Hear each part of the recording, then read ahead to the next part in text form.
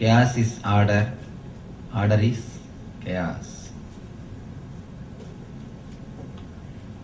Now I can speak anything because after all chaos. Chaos is chaos.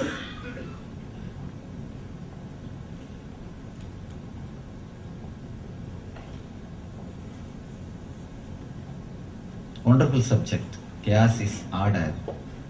Order is chaos. The first word, chaos is order.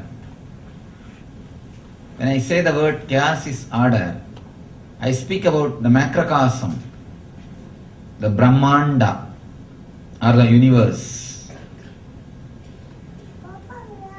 When I say the word order is chaos, I mean the macrocosm, Pindanda, the body in which you are living.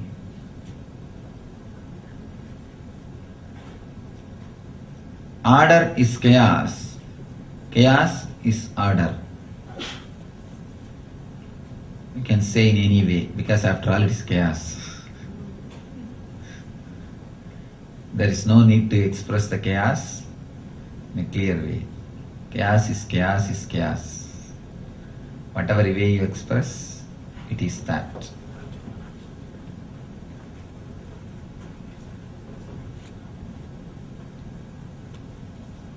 Now, first let us try to understand the first statement.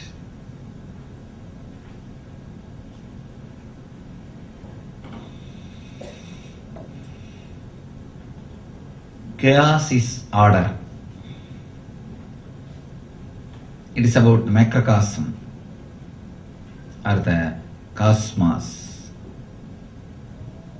the ultimate expression of energy.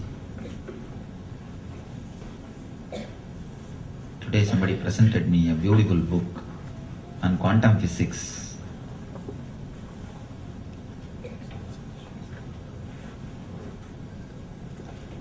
Very clearly again and again they emphasize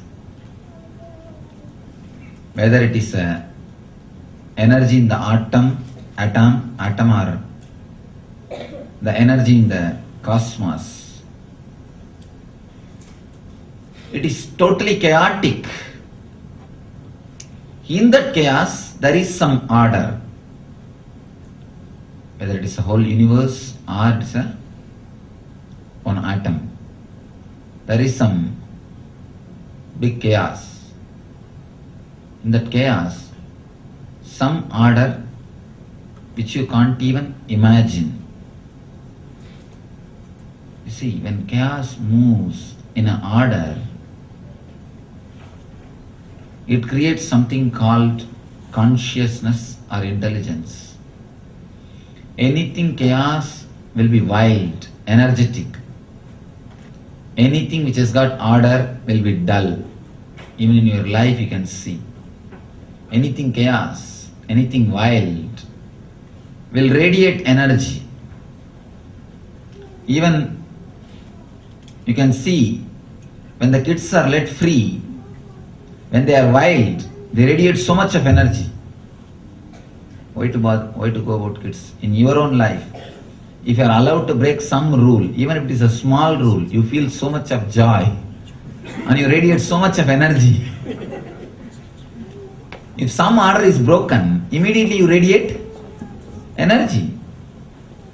The moment you are allowed to be chaos, immediately you start radiating energy.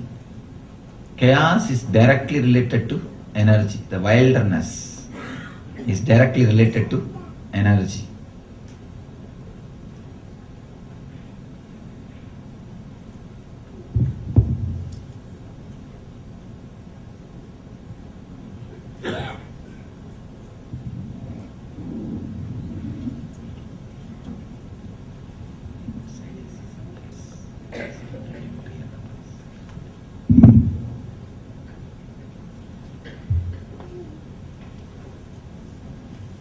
I request parents with kids to leave the hall.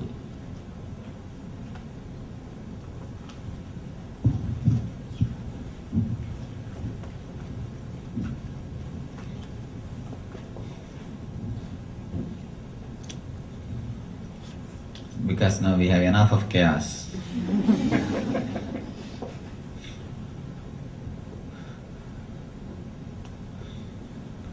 I told yesterday itself, till they are 7, don't bring them to discourse, they don't need it. Because they are already happy, blissful. Don't bring them, they don't need it, only you need it. Only you need to learn. They don't need to learn anything. Whenever you break some law or rules or regulation, you feel so much of joy. Why do you think people feel so much of joy when they dance? Because they don't have to be in order. And I tell you, if you are dancing orderly, you will lose the whole joy of it. If you want to lose the joy of Bharatanatyam, learn Bharatanatyam with all rules and regulation. The moment you learn any dance with rules and regulation, you will lose the joy of it. The moment rules are brought, the joy is taken away. That is why they say the real dance is just the expression of your being, not the form of some exercise. If you learn something and repeat it, do it, then you will be a professional dancer. Others may enjoy, but not yourself. If you have to enjoy means it should be rules-less. It should be chaos. When you are expressing the chaos, you will be radiating energy. That is why if you want to make somebody dull, just put some rules, that's enough. Make some rules, the person will be dull. Really tell you, anybody, and it is not that you need to make big rules. Just make simple rules. That's enough to make anybody dull. The moment you know you are bound, you will be dull. The dullness will automatically enter in you. Even if it does not affect you directly physically. For example, you are sitting in the hall. If you know that hall is open, anytime you can leave, your energy will be totally different. You will be alive, fresh and joyful. Suddenly there is information the hall is locked, you can't leave. You will be here. Will you be able to sit? The same hall, the moment you get the idea that you can't leave, you can't be comfortable. Your total energy will change. Your whole mentality, your whole idea will change. Any rule reduces the energy. Any regulation brings your energy down. Even in your house, if somebody says, don't sit in a particular place, always you will feel like sitting in that place. Till they make that rule, you will never even bother to sit there. I tell you, if something has to be, if you have to do something regularly means just start preaching, it is wrong. If you want somebody to do something, if it is a smoking or a drinking, just do one thing, start preaching, it is wrong, it is bad. And simply people will do. And I tell you, I have seen in India, the people who run the breweries means the liquor industry, people who run the tobacco industries, all these guys, they go and pour their money, wealth on these priests and the so-called moral preachers. I was surprised. Why do they pour their wealth? And I asked one guy, see, you make money only by selling liquor. If you spend on advertising, then okay. But why do you give money to somebody who preaches against liquor, who preaches against smoking? The guy said, you don't know the human mind, Swamiji. The more you say it is wrong, more they will do. And in India, legally you can't advertise for liquors. And you know law prohibits us. Legally we can't advertise liquors. So who else will remind people again and again about liquor? How else we can remind the people again and again about smoking? So we just fund the people who go around preaching against the liquor and smoking. That's the best way to remind people about these great things. And one thing, whenever you listen something that it is wrong, unconsciously, simply you get an idea, why not try? Simply you get an idea, why not try? And it really works. I have seen so many times. Actually, you feel you have become a being, a conscious being, only when you say no to others. Again and again people bring their kids and they complain to me about their kids. Swamiji is not listening to me. She is not obeying me. I tell them, kids feel they have become male or female, they have become mature, they have become adult only when they say no to parents. They feel that they have become adults only when they say no to parents. Anything, whatever it may be, they don't bother what you say. All they want to say is no. All they want to say is no. Because they feel the moment they say no, they become grown up. They become adults. They become somebody.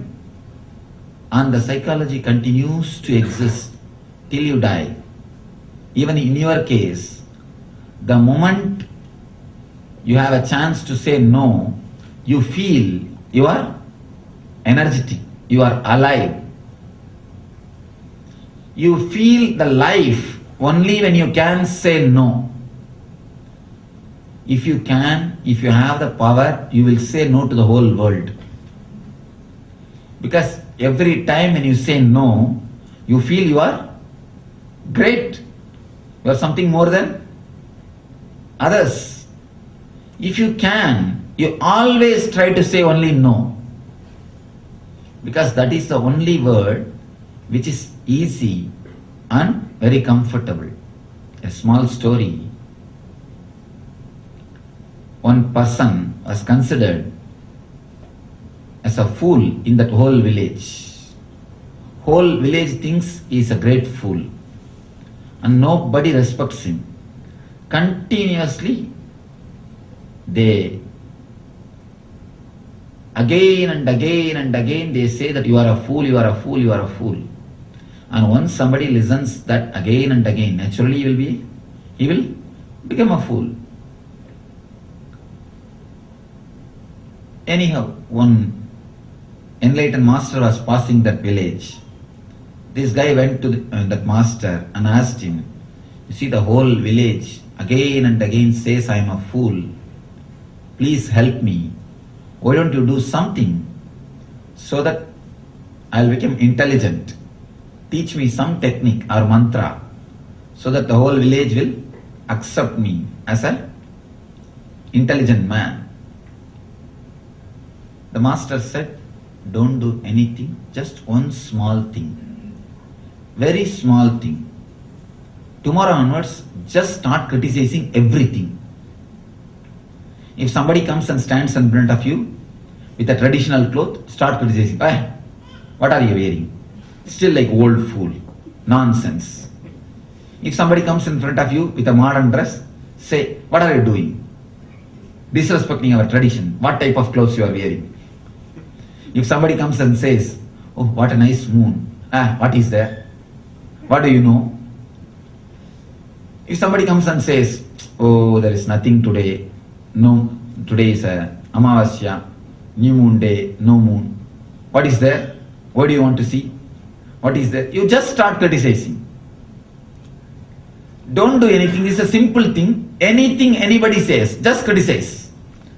Don't bother about what they say. Simply say no and start criticizing.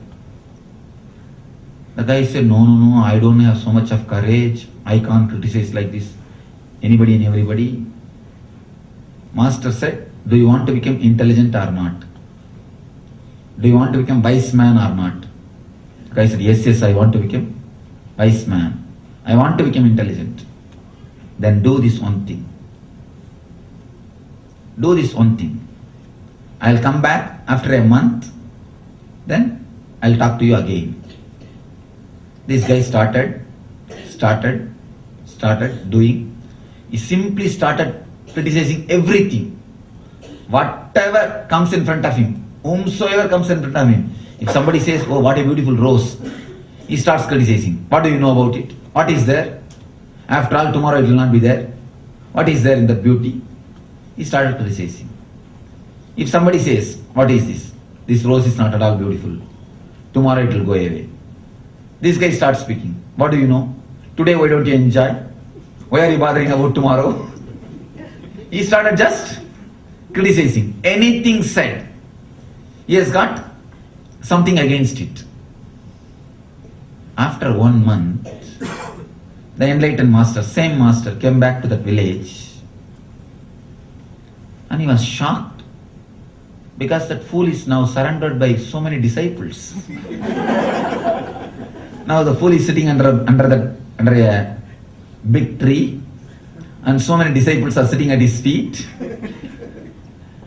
When this enlightened master came, this guy started addressing him. What is this? What type of clothes you are wearing? Why are you wandering from every city to city? Why don't you stay in a village? Why do you walk here and there? For your age, you can keep quiet. The master was shocked, seeing the power of confidence in him, the way in which his body language has turned, the way in which his expression has changed, and so many disciples sitting in front of him with all the obedience. And slowly master called him out of the disciples. After all, he can't talk to him in front of his disciples. Can you spend few minutes with me alone? Yes. What is there to speak with me alone? Ask now itself anything you want. The master said, do you remember the technique which I gave you last time? Yes. What is there now? The master said, I understood now. You have become a wise man. Have you not become a wise man or not? The guy suddenly remembered the whole thing. And he said, yes. The technique which you taught really works. Actually, this is the way of the world. Whenever you say no, you feel you are great. You feel you are great. The no makes you more solid. Yes makes you very liquid. No makes you very solid. You have to assert. You have to assert. Whenever you break the rules, whenever actually there is no such thing which makes you happy except breaking rule. All your happiness has got only one rule, that breaking the rules. If you make, and actually when you do it, you will not even feel happy. When you smoke, just be conscious. You don't feel happy. You are just sending the smoke, forcing the smoke inside your system. Straight away you don't feel happy. The happiness is just by breaking the rule. Just by becoming wild. It is not that happiness is derived by the physical activity. It is derived by the mental satisfaction that you are wild. You are not bound.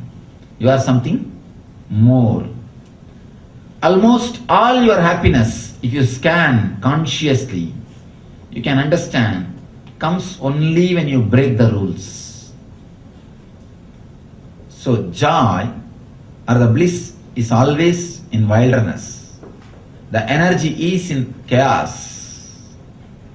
The whole existence is chaos, but there is something more to it. It is not just chaos. There is an order in that chaos. If the universe is just chaos without any order, it will be towards destruction. All our chaos is just going towards the destruction. You can see very clearly. Anything which destroys yourself, you start thinking it's a great thing. You start enjoying. Or till it destroys you, you go to the extreme. Anything, whatever you call as enjoyment, you don't enjoy till you go to the extreme. Only with extremism, you enjoy. If it is just a chaos, it will only lead to destruction. Universe is not only chaos, there is an order. Apart from chaos, there is an order. That chaos in order is what I call cosmic intelligence. Cosmic intelligence. See, so many planets are moving. There is no traffic sign. There is no cop. There is no signboard. Just they are all moving. They are all moving. And this book, the quantum physics book, says beautifully, the planet Earth on which we are living, even if a single thing, if it is missing, whether temperature or water or ice or fire or any one thing, we have thousands of things. Even if a single thing is missing, we will not be able to live on this planet Earth. So this is not just an accident. The whole chaos has got some order. Science is still not able to prove that there is some order in that chaos because it goes beyond the intellect. But the Upanishads or the mystics are very clear. They are very clear. There is some order in the chaos. That is what they call cosmic intelligence. Yesterday, I was telling you that I met a Nobel Prize winner, Dr. Tons. He was telling me, Swamiji, I feel the whole universe is something special. The whole universe is a spiritual being. It has got its own intelligence. Even though I am not able to specifically prove it with few more words, but I feel it's a intelligence and spiritual being. That is what I mean when I say chaos is order. In that ultimate chaos, there is an order. And please understand, the whole universe has got its own intelligence. It is not just power, it is energy. There is a difference between power and energy. Power plus the intelligence is energy. The energy without intelligence is power. Power is just like a force. Cosmos is not just a force. It is force from intelligence. Or I can say force plus intelligence. It responds to your thoughts.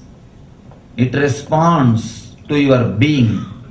It responds to your prayers. It responds to your requests because it is intelligence.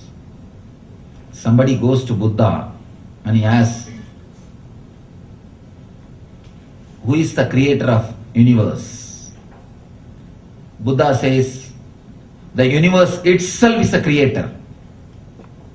There is no two-person, creator, uncreated. If there is two-person means the creator is only intelligent. Created is not intelligent. It's a product, matter.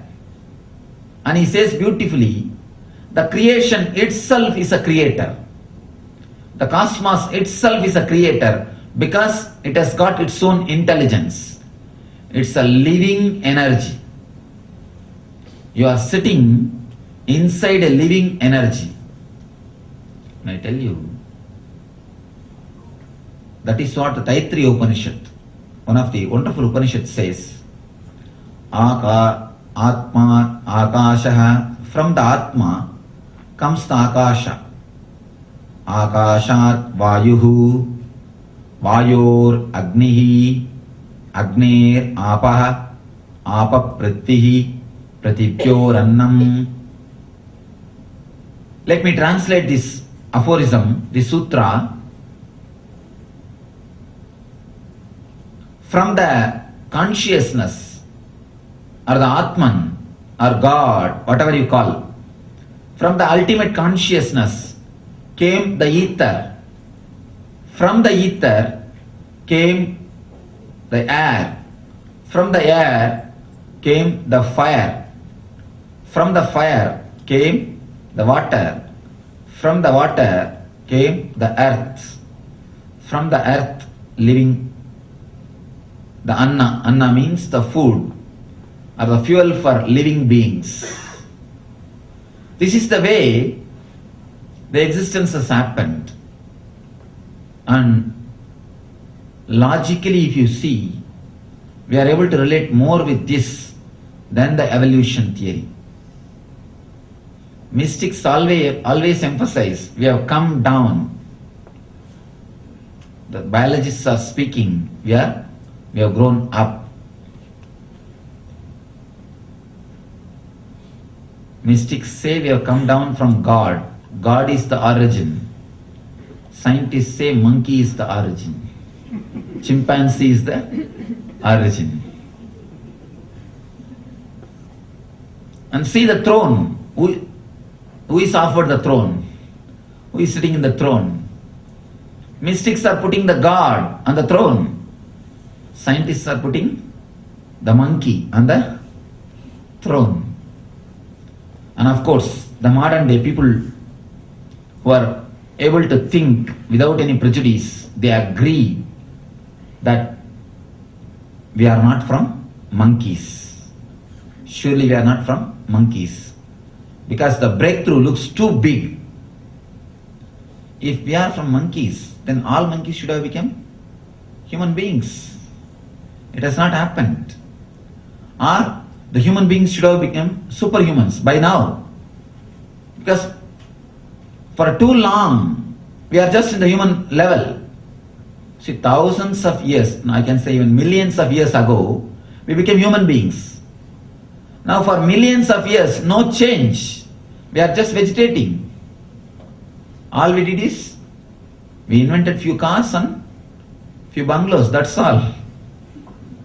Why it is not happening? If it is an evolution, it should have been continued.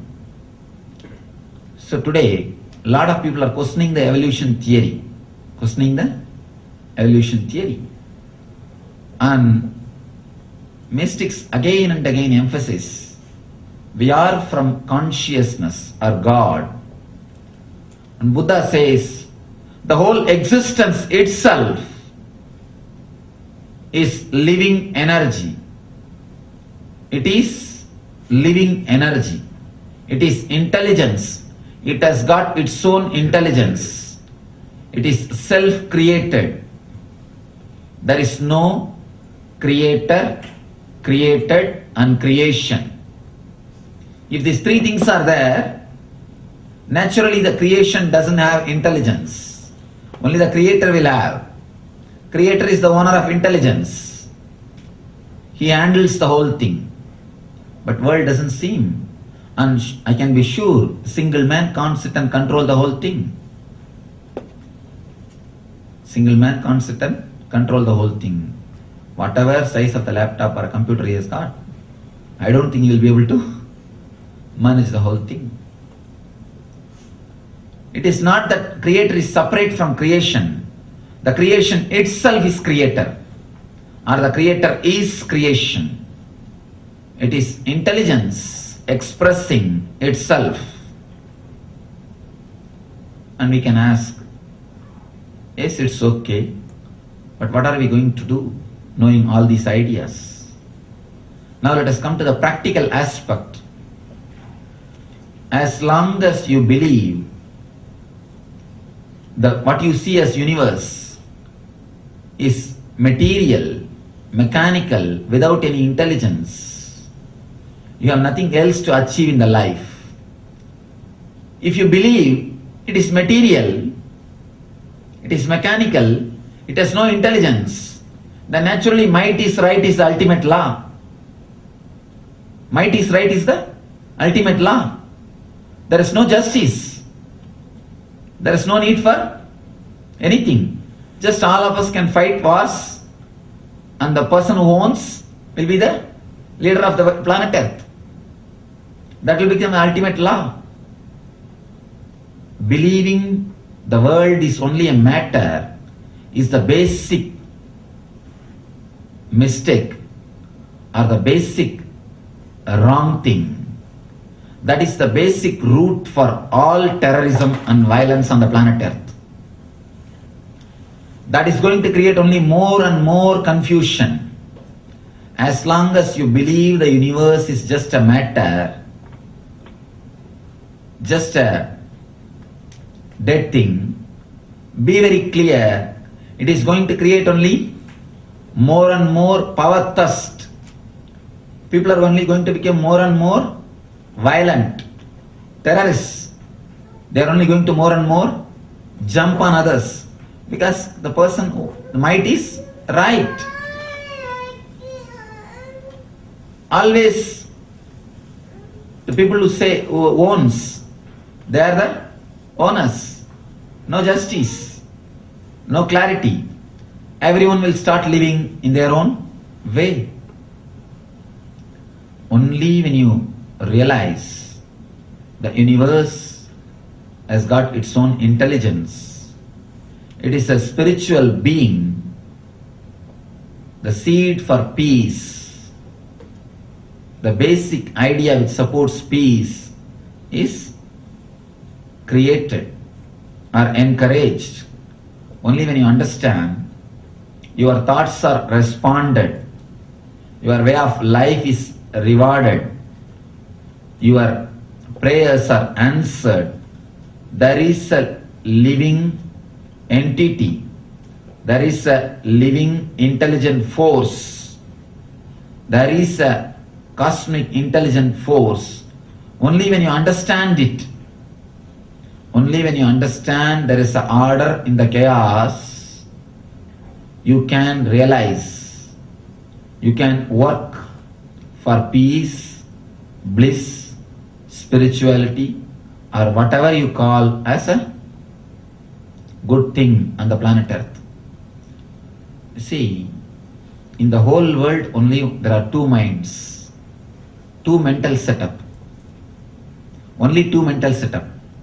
The people who work for peace, who work for bliss, who care for others, who try to spread love.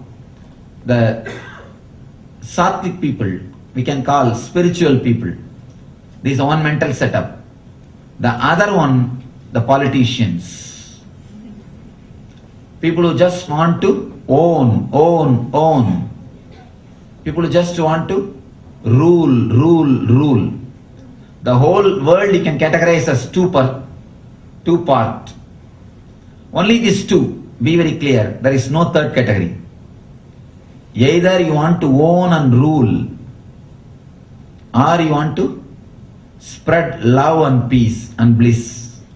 Only these two categories. There is no other category. You can see in your being. Search, you will understand. When you believe the world is just a chaos, world is just a matter, without any intelligence, naturally you will become a terrorist, politician, person who wants to own, wants to rule everybody, wants to control, wants to possess, wants to expand his kingdom. The moment you realize, you experience, there is an order in chaos. The cosmos is intelligent. The universe is a living being. It is a spiritual entity or a spiritual being. It has got its own intelligence. It responds to your thoughts. It responds to your prayers. It responds to your mental setup. Only when you realize it, you start working towards spreading peace, bliss, and joy. There are thousands of ways, again and again and again. The cosmic intelligence is proving that it responds to your thoughts. There are hundreds of experiments done, not only the plants and the animals, even the stones, rivers, the fire, all these things respond to your thoughts. Even all these things respond to your thoughts. There are so many records that stones respond to your thoughts. Water responds to your thoughts. The other day I was reading a beautiful book. The book is called The Message from Water. The Messages from Water. Wonderful book. In that book, that person has done a research. He took water in so many bottles, and every bottle he writes a word.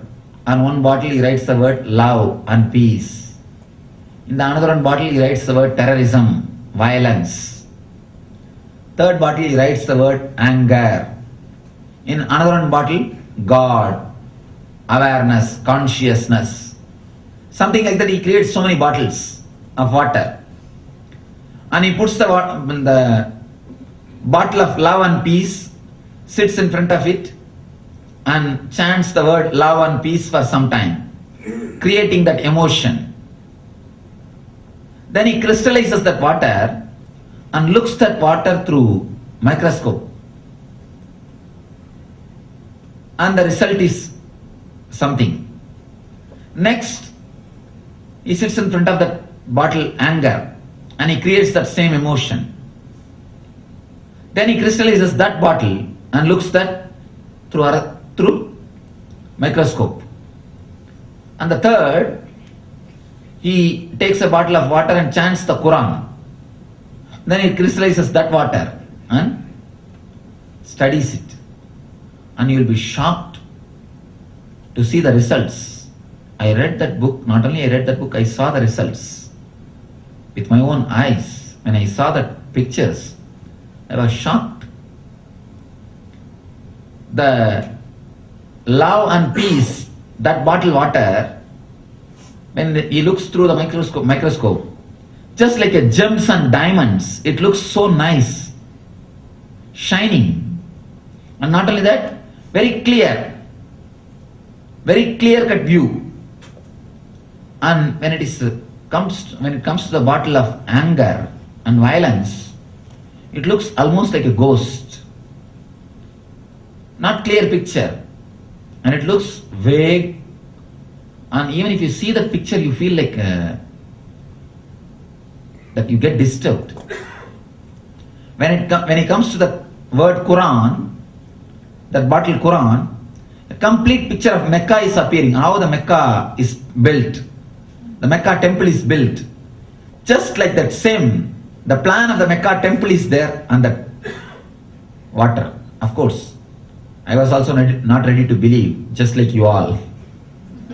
But I went through completely, not one or two. He has done thousands of researches. Again and again and again, it proves the water responds to your thoughts. Water just responds to your thoughts. You can't imagine just a tumbler of water, a glass of water which is in front of you responds to your thoughts. And you can't believe this. And it has become a solid truth. These researches are proving it has become a reality. You can sit in front of a glass of water and speak. It responds to you. It responds to you. You are not speaking alone. You are speaking to glass of water. And don't think glass of water is a dead thing. It is not a dead thing. It can relate with you. It can respond to you. That is why in India, they always stand in the rivers and pray. Because the whole river is getting energized. Actually, long ago I read a story. Reminiscences of British soldiers.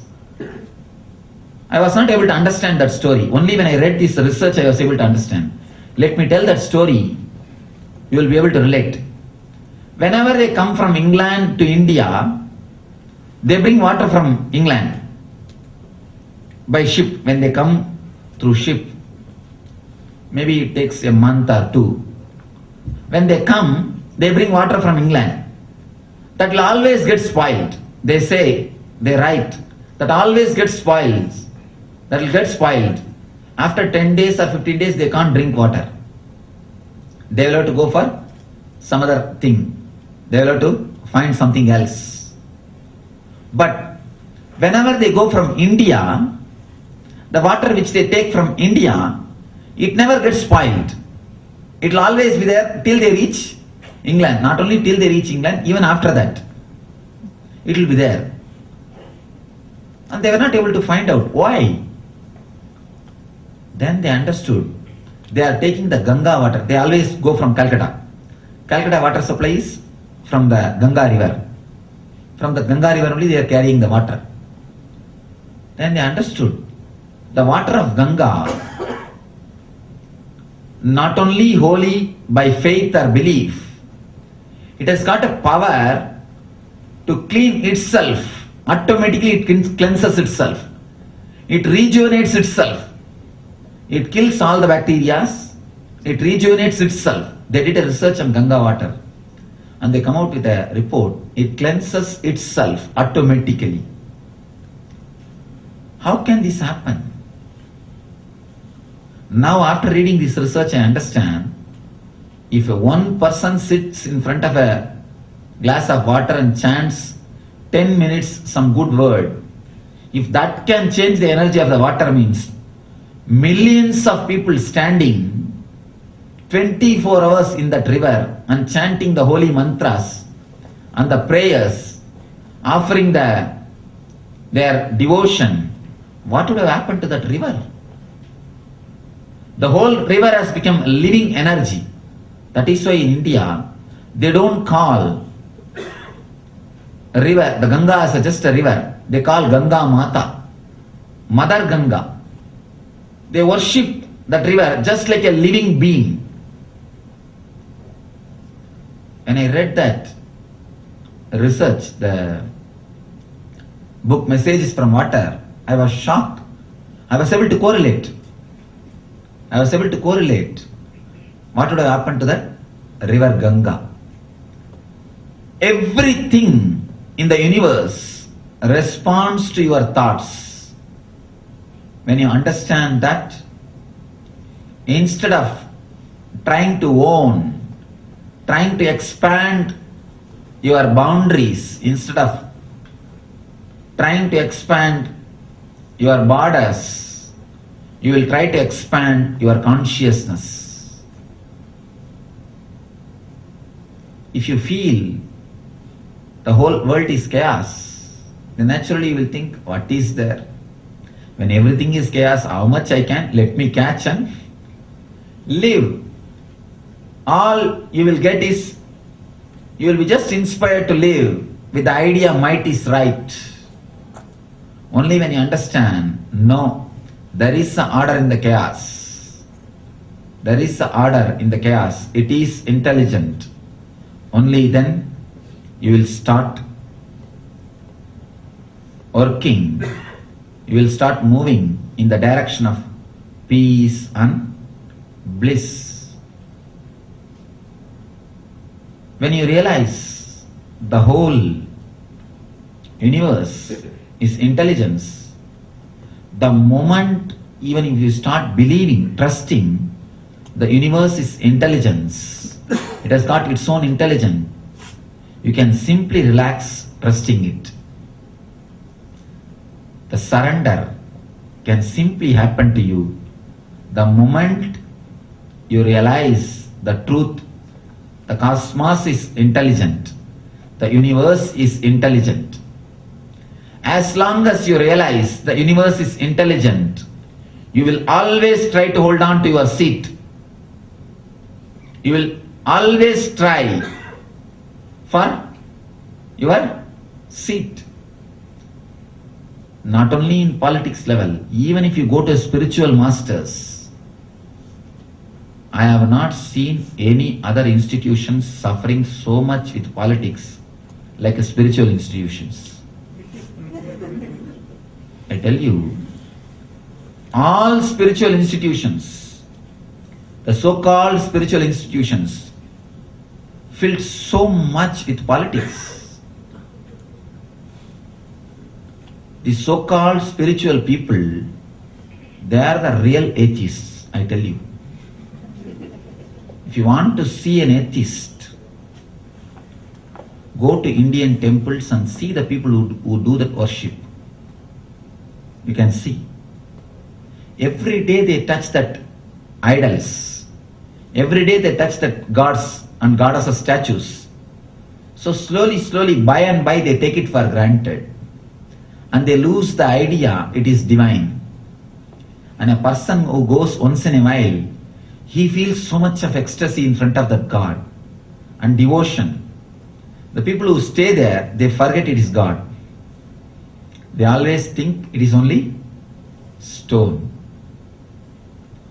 And I tell you, the so-called religious people are so-called spiritual people. Only in their institution you can see the peak of politics. Because they don't have a clear trust. Universe is intelligence. The existence is intelligence. It responds to your quality.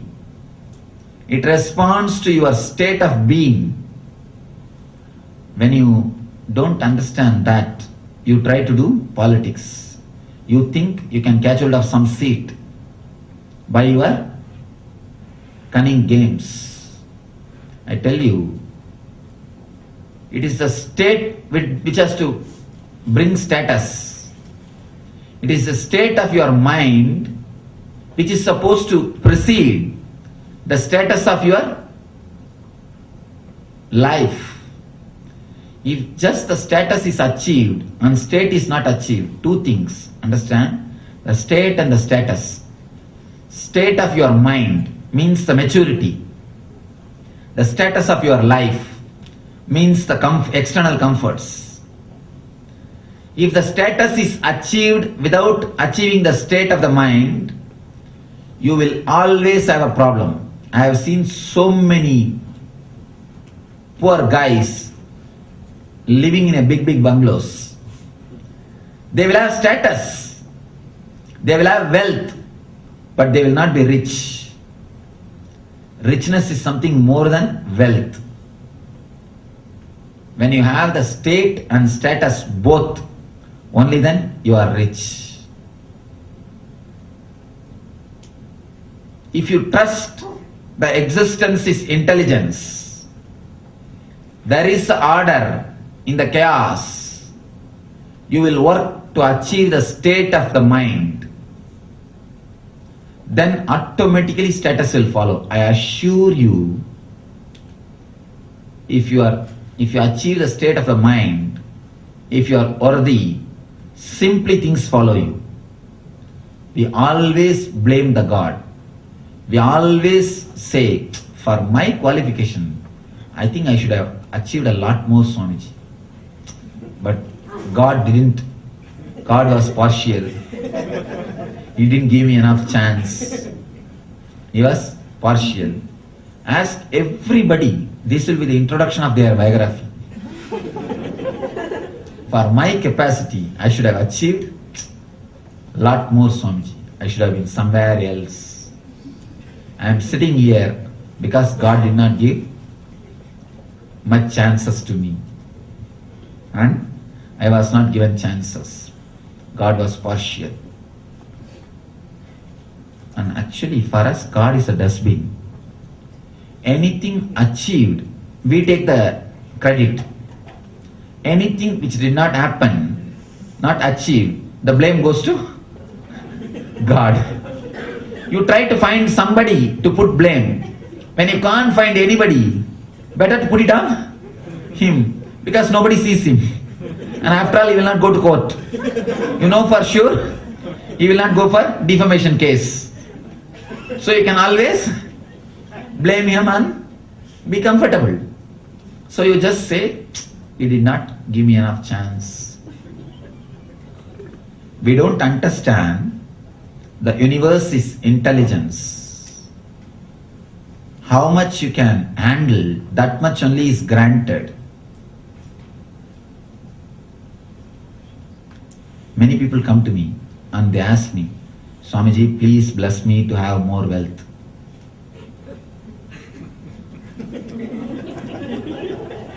Not only that, they tell me, please tell you in your meditation to God that grant my boons.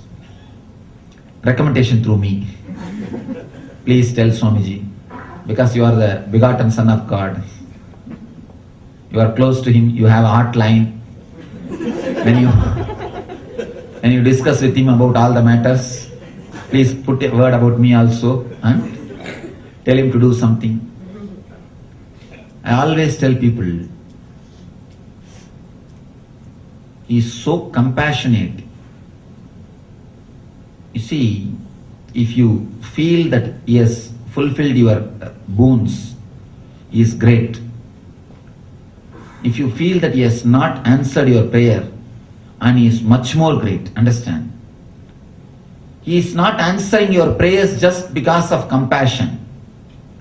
I always tell people, if He answers all your prayers, long before you would have killed yourself. You would have destroyed yourself. Because we ask all possible nonsensical things. We ask things without even knowing what are the side effects going to happen because of them, because of those things. It's like early morning, when you try to feed the kids. Some kids saw the sun rising and it started shouting, Mom, I want that, get me that fruit. Only then he'll eat. He saw the sun rising and he thought that it's some fruit. And he started demanding for that fruit. Can you bring that sun and give him? No, first of all you can't. Even if you try, you will be burnt. You can't even go near, you will be burnt. Same way only you continuously ask things without even knowing the after effect or side effect. Today morning one devotee was telling me, Swamiji, I chant this sutra, this sloka, it gives me the Ishta Praptiyan. It gives me whatever I want. And I tell you, God blesses you by not giving whatever you want. He is so compassionate, that is why He never answers your prayers. Sometimes He answers, sometimes He never answers. Majority of the time He never answers. Because He is compassionate. You don't even know what you are asking. Many times you don't know what you are asking. And out of His compassion, He never replies, He never answers. He never grants. So be very clear. we are given our status is directly related to our state of mind. I have seen so many people dying because of wealth. And I tell you, if you have not achieved what you want to achieve, be very clear, God is compassionate. Because the moment you want to achieve what you want to achieve, you will understand what for you want to achieve is not happened. Understand this simple thing, very deep secret. If you achieve what you want to achieve, you will end up in depression of success. At least till you achieve, you will have a hope. You will have a hope. You can pull your life with that hope. The moment you achieve what you want to achieve, you enter into a phase called depression of success. Many people, when they are not able to handle the depression of success, they commit suicide. Around the age of 40 to 45, almost everybody faces this phase, the depression of success. Why do you think all successful countries are facing so much of depression? When you are successful, when you achieve the status without the state of mind, you enter into depression. Depression is the result.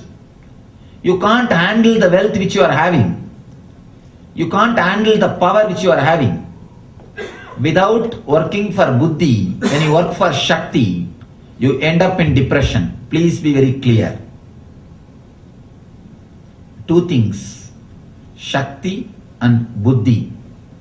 Shakti means the power. Buddhi means the intelligence. Shakti is status. Buddhi is state of mind. Without working for the state of mind, if you achieve the status, be very clear, you are on the path of suicide. It is suicidal. If a child gets a knife, what will happen? It will kill others and hurt himself.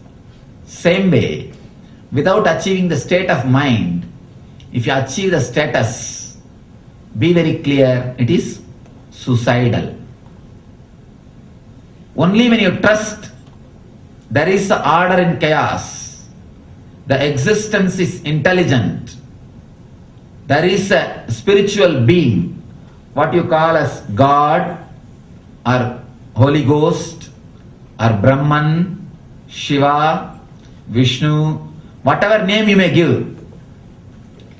Only when you experience there is a spiritual being, there is an intelligence running this universe, only then you will work for the state of mind. I have always seen the people who achieve the status without achieving the state, they start hurting others and hurting themselves.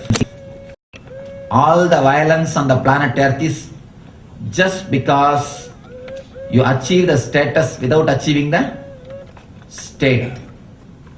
You can work for the state only when you believe, when you trust, when you understand cosmos is intelligence.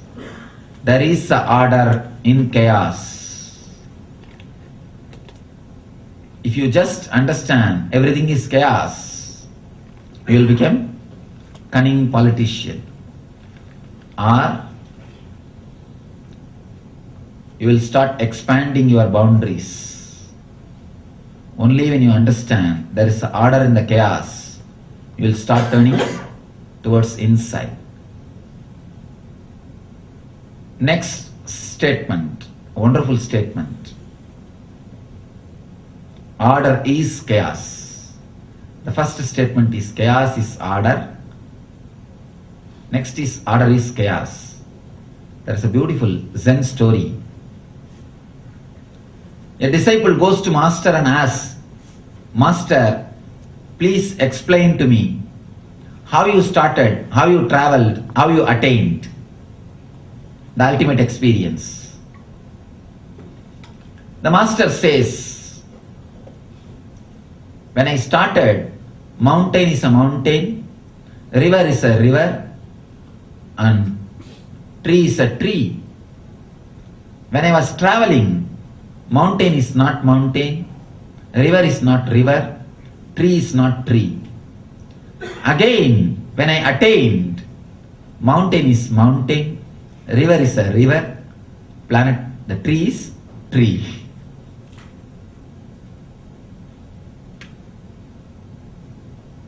Very difficult to grasp, but with a little bit of intelligence you can understand. Before achieving, after achieving, you became very ordinary. Before achieving, even though you think you are extraordinary, you are ordinary. After achieving, even though you are extraordinary, you understand you are ordinary. Before achieving, even though you are ordinary, you think you are extraordinary. After achieving, even though you are extraordinary, you just feel you are ordinary. After achieving, you just see things in an ordinary way, in a very simple way, in a normal way, without any complexity. But in between the gap, you undergo a transit period.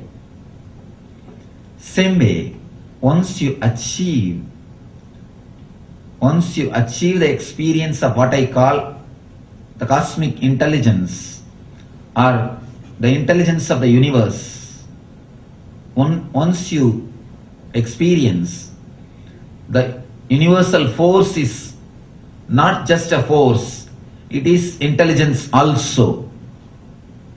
It has got intelligence also. It is not that just a force. A river is not totality of drop of waters. It is something more than drop of waters. That is what I call understanding it has got intelligence. And you should understand one more thing. Nile River is the river worshipped by Egyptians. They recorded the water level of that river every day for last 4,000 years. Nile Nadi is the only river which has got the history of 4,000 years. Every day water level is recorded because they worship that river. And if you read that 4,000 years of history of that river, you will be shocked. Every earthquake is informed. Every flood is informed. Every major fire accident is informed. Every famine is informed by that river to the people. Because they know the language of relating with that river. They know for this water level, if the water is too restless, means something wrong. The river is giving some message to us. For this water level, if the water is calm, then there is something wrong. It is giving some message. For this water level, it has to be this much restless, turbulent. For this water level, it has to be this much calm, peace. They know how to relate with the river. And they related with the river. You will be surprised. If you get a chance, try to read some books on Nile River. You will be shocked. Every single earthquake on the planet Earth, any part of the world, every single natural calamity is informed by the river to the people who worship the river. When you understand, it is intelligence. Cosmos is intelligence. Universe is not the totality of just these 5 elements. It is something more than that. It consciously decides. It consciously responds to your thoughts, to your deeds, to your prayers, to your mind, ultimately to your being. Only when you experience it, then you understand a new dimension of your being. What you call as order, your body, mind and being, there is a wonderful chaos in it. the energy, wilderness in it. When you experience that there is an order in the chaos, the cosmos, macrocosm, you realize there is a chaos in the order, in the microcosm, Pindanda. Macrocosm is Brahmanda, microcosm, the body is Pindanda. This is microcosm, that is macrocosm. When you realize there is an order in the chaos of the macrocosm, you realize there is a chaos in the order of microcosm. You experience there is an ultimate chaotic energy inside your being. You are not just a simple body. You are not just a microcosm. You are a macrocosm in miniature form. You are the miniature of macrocosm. You realize you have the ultimate, endless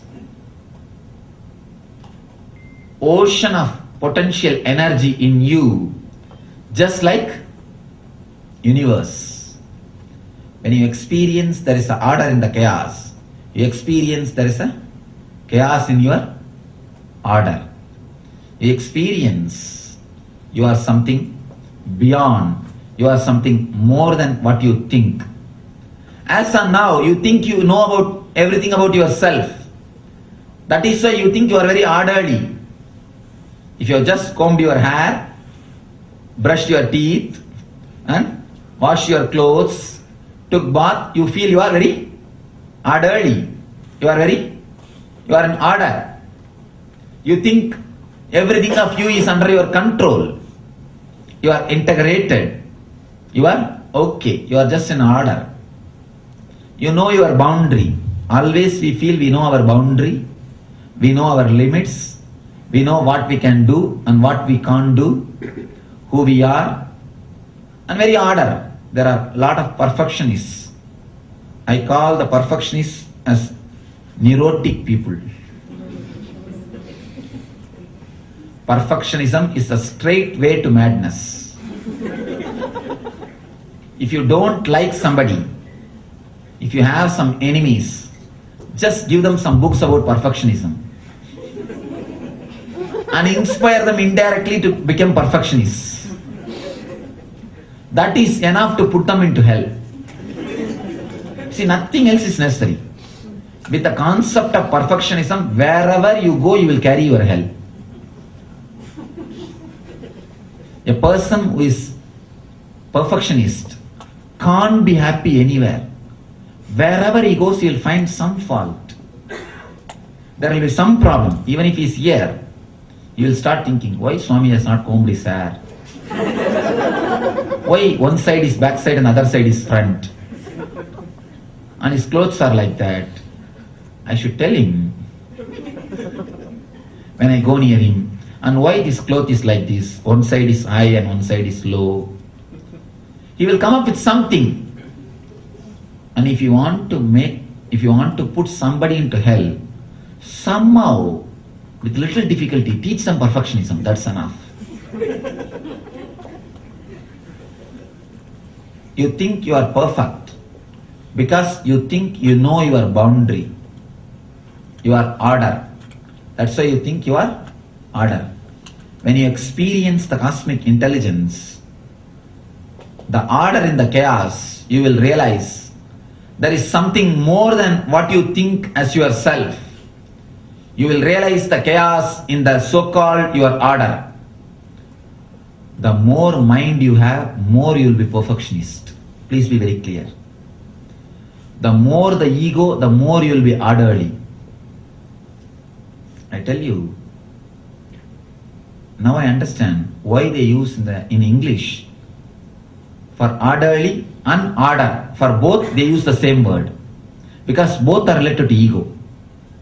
If you are egoistic, you will be continuously passing orders and you will be orderly. Both has got same root. That is why for both they use the same word. You will be very orderly and you will be continuously passing orders. And it is very difficult to live with his professors.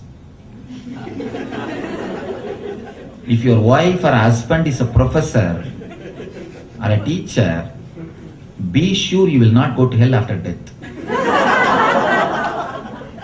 Because nothing else will be left. Even if you go, you will feel very homely. You will feel very homely. Because they will continuously try to teach. I don't know about America. In India, I know.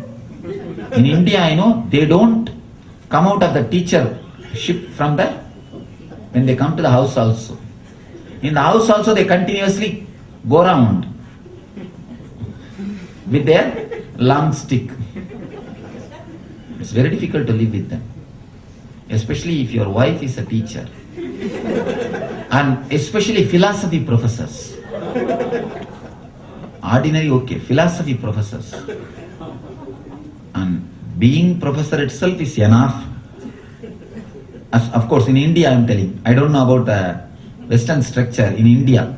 Because in India, students are treated like slaves. And really, I am telling the truth. Of course, you see, I have all my respect for India. I praise whatever good things they have done. The ancient education system, it is not like that. See, the ancient education system, the Rishi system, the old system, they start with a mantra, let both of us help each other. Om Sahana Bhavatu, Sahanao Bhunaktu, Sahaviryam Karavavahai, Tejasvinavaditamastu ma vidvishavahai. Om Shanti Shanti Shanti. Let me translate this aphorism. The master says to the disciples and to the existence, to the God, let both of us help each other. Let both of us help each other to grow and complete this education. Let both of us not have any anger towards each other till we complete this education. Oh God, please help us to maintain and grow together. See the mantra. You will be shocked. And there's a beautiful explanation. You may ask, how can a master grow? How can a teacher grow? By disciples. Disciples grow by teacher. That's you can understand. How can masters grow by disciples? There's a beautiful explanation. Only when a kid is taken birth, only when you give birth to a child, you become mother. Till you give birth to a child, you are only a woman, you are not mother. When you give birth to a child, only then you become mother. It is not that only child takes birth, mother also takes birth. Till that time you are not a mother, you are only a woman. Only when you give birth, you are a mother. So not only a child, mother also takes birth. Same way, when you teach, not only the disciple understands, master also understands the new dimensions of teachings. And I tell you honestly, I grow whenever I teach. Again and again I teach, not for the sake of students. I know how much they will understand. For my sake I teach. I can be sure every one of you contribute for my growth if you feel I contribute for your growth. How much I contribute for your growth, the same way you contribute for my growth. It is always mutual, never one-sided. Anything has to be mutual. I tell you honestly, I grow. It's a straight truth. Even if I am egoistic, even if I don't agree, I grow. I agree that is different. There are some teachers, so-called masters, who don't agree. But I tell you, whenever they teach you, they grow. You are guinea pigs. And I tell you very clearly, Every time when I express, I grow. I grow. The old education system is totally different. But this modern education system, they can't come out of that teacher mold, the professor mold. Being a teacher itself is enough to spoil somebody, and being a philosophy teacher, that's all.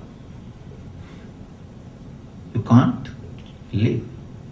The orderliness and the order, you see, you maintain order because you think you know all your boundaries. You keep your house so orderly. Why? Because you know the boundary. If you have thousands of acres, what can you do? You can't do anything. You can't keep things in orderly way. Now you think you are in an order because you think your boundary is very small. The moment you experience the cosmic consciousness, the order in the chaos, you will realize the chaos inside your order. You will realize the Atman or the energy, consciousness inside your body. Then you will never bother about how to keep yourself in order, and simply it will happen. You will not work for discipline. Discipline will happen. Only when you realize the order in the chaos, you will realize the chaos in order. Only when you realize the chaos in order, you will realize the order in chaos. Let me put it in the other way. Only when you realize the cosmic consciousness in your body, macrocosm in your microcosm, you will really become orderly. You will really learn how to be orderly without reducing your energy. As long as you try to become orderly, you will only suppress your energy. All our disciplines are only suppression. That is why the people who are egoistic, people who control, suppress themselves, they don't satisfy just by controlling themselves. They go around and suppressing everybody. You can see, if you are suppressing yourself, you will not stop with that. You will suppress everybody. Whomsoever comes inside your boundary, you will suppress them. If somebody is happy, you can't tolerate. If you are unhappy, if you are suppressive, you can't tolerate somebody's happiness. It is too much. That is why we can't bear the kids' joy. When kids enjoy, laugh, jump around, whirl, you say, shut up, keep quiet, sit in a corner. Why do you think you say that? You can't bear, you are too jealous. I tell you the truth. Unconsciously we are jealous. Once they become dull, dead, just like us, then we are very happy. Then we understand, oh, now we have our hair, our person.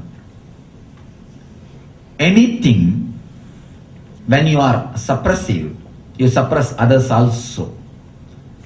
If you are orderly, without realizing the chaos in your being, not only you will be suppressive, you will be suppressing everyone.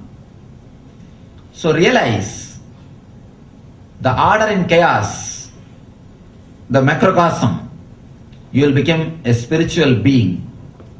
Realize the chaos inside the order, you will start expressing the compassion. When you realize the chaos inside your order, you will accept yourself and others as they are. Till then, you can neither accept others nor accept yourself. You will be continuously condemning others with anger, condemning yourself with guilt. Guilt and anger is just because you are not realizing the chaos in your order. Whatever you think as order, your boundary, it has got chaos in it. Your being, the ultimate being, It's a deep chaos, energy, pure energy. When you realize that, you will accept yourself as you are and you will accept others as they are. First, when you realize the order in the chaos, you will become a spiritual being. When you realize the chaos in the order, you will become compassionate being. You will start expressing. So, the bliss and compassion will happen to you. First bliss has to happen, only then the compassion will happen. First it has to happen in you, only then you will express it. If the love happens to you in your being, it will be bliss. If it starts expressing through you, it will become compassion. The experience part of love is bliss, expression part of love is compassion. When you realize the order in chaos, you will experience the experience part of love, bliss. If you realize the chaos in the order, you will express the expression part of love, compassion. So bliss and compassion will simply happen to you when you understand the order in the chaos and realize the chaos in the order. So let you all realize this ultimate truth. I pray to that ultimate intelligence, divine consciousness, cosmic intelligence, the energy, the intelligent energy which moves this whole universe, to give this cosmic awareness and cosmic consciousness to all of us and make us realize the chaos in the order and order in the chaos, and let us all experience the compassion and bliss and reach the ultimate eternal bliss, Nityananda. Thank you.